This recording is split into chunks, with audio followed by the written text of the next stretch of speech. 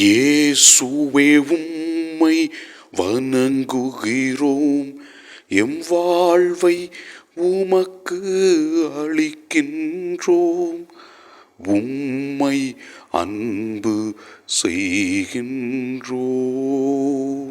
இறைவா, உமக்காக பணி செய்யும் போதும் கஷ்டங்களிலும் வேதனைகளிலும் நம்பிக்கையோடு வாழும் பொழுது நீர் எங்களுக்கு தேவையான எல்லா ஆசீர்வாதங்களையும் நிறைவாக கொடுக்கின்றீர்.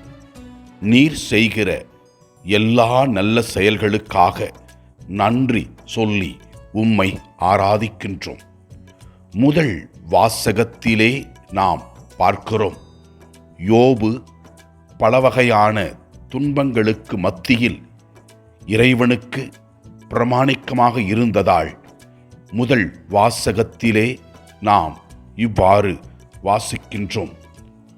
அதன் பின்பு யோபுவின் முன்னைய நாட்களில் இருந்ததை விட பின்னைய நாட்களில் ஆண்டவர் அதிகமாக ஆசி வழங்கினார் என்று முதல் வாசகத்திலே நாம் பார்க்கிறோம்.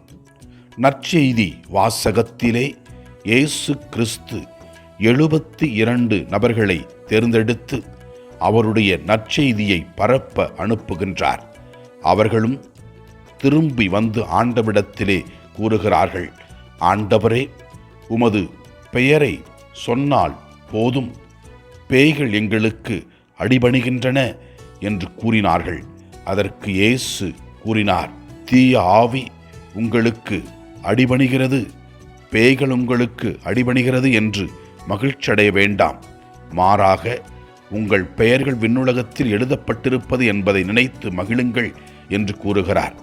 இதன் வழியாக ஆண்டவர் நமக்கு உணர்த்துகின்ற உண்மை என்னவென்றால், இறைவனுக்கு நாம் பணி செய்யும் பொழுது இறைவன் நம்மை ஆசீர்வதித்து விண்ணகத்தில் இடம் கொடுப்பார் என்பதை தெளிவுபடுத்துகின்றது.